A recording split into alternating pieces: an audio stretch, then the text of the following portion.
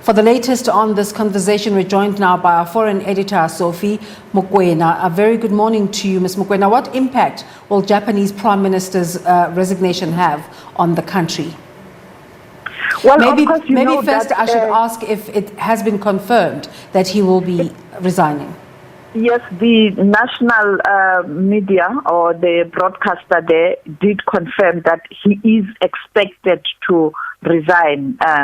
So I think the story is now a top story in many international news networks. And we know that this happens at a time where we were told that last week he was in and out of hospital for checkup. And we know that he has challenges with his health. Now, turning to the impact of him leaving office in Japan, it's going to be huge in a sense that he was the longest-serving prime minister in that country. And he took office and assisted Japan to recover economically after the tsunami and also after the nuclear disaster, but also playing an important role in creating friends for Tokyo to ensure that the country continue to be one of the leading economies on the on the globe. But we know that there were challenges in recent times, but he is the man who worked very hard to improve the economic situation of Japan.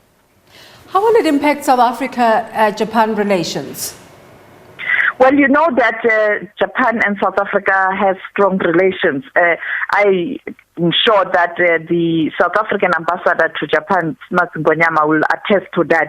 You know that in terms of sports, in terms of trade, but also at the political level, South Africa has had a cordial relationship with Japan since the days of former President Nelson Mandela Mbeki and President Zuma and now President Ramaphosa. Therefore, the relationship is very sound. And you know that the two countries are working hard also to strengthen the relations between Japan and Africa in general at the TICAD level, you know, the forum where all African countries meet and interact with Japan on trade issues. We know that the last TICAD meeting was in Yokohama, but the next TICAD meeting is going to be in Tunisia on the in 2022. And there was hope that at that meeting also more agreements will be signed and relations between Africa and Japan in particular will be strengthened. What will be the global impact of his resignation? He was playing a leading role in assisting in resolving the Korean Peninsula crisis or tension. You know that he played a very prominent role in ensuring that the U.S. and North Korea, or DPRK as we know it, is able to mend the relations between the two countries. We saw Donald Trump meeting Kim Jong-un, and Prime Minister Abe played a very, very important role in ensuring that this does happen. And therefore, when you look at the region, that is the Asian region, you'll find that he played a prominent role in smoothing the relations in the peninsula.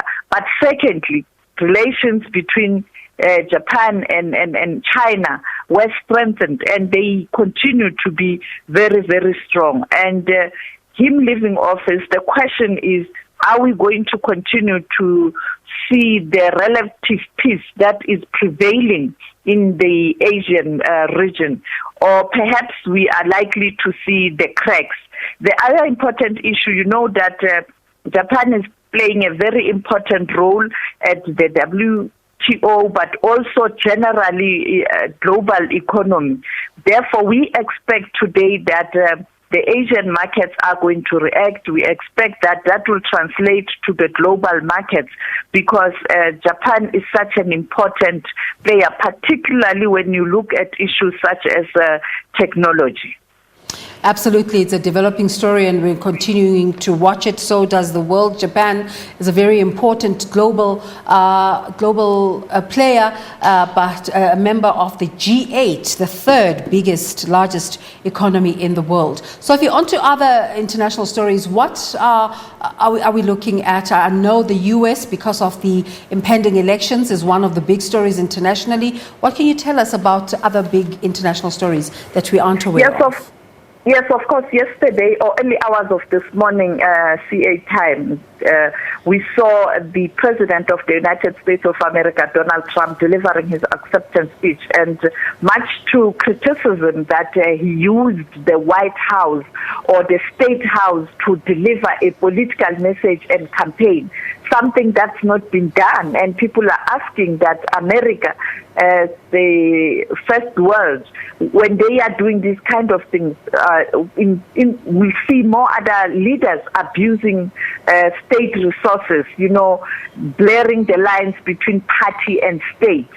And then today, again, this afternoon, in South African time, we will see the big march in Washington, where the civil rights movement will be commemorating the Martin Luther King Day and also speech, but also that civil rights movement, the march that was staged by many of them in protest against the system in the U.S. Then that march will be led by Reverend Al Sharpton, and we hope that we'll be able to cross live to the U.S. to look at what will be the message at the time where the U.S. is facing a crisis, to deal with the negative reports around racism in that country. And I am certain that most of people who are going to share messages there will be zooming in on the current racism crisis in that country, the coronavirus pandemic and how U.S. handled the issue, but also the election, whether it will bring a better future or the United States of America will continue to deal with the current crisis that the country is dealing with. And then the other story is Zimbabwe, of course. We know that while the Zimbabwean government has denied that there's a crisis in Zimbabwe, activists and people in the diaspora are continuing to send messages, and they continue to indicate that all is not well in Zimbabwe. And therefore, today there's going to be a virtual protest in South Africa by Zimbabweans in the diaspora, trying to indicate their views in terms of what's happening in their countries.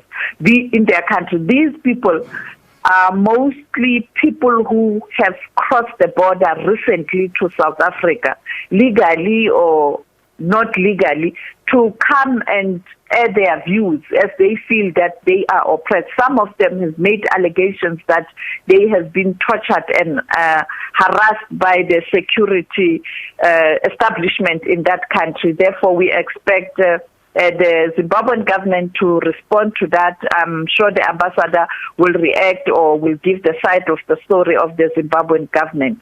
And of course, the other big story will be looking at the impact of COVID-19 around the globe later today, when the WHO Director General, Dr. Tedros, is addressing the media in the afternoon.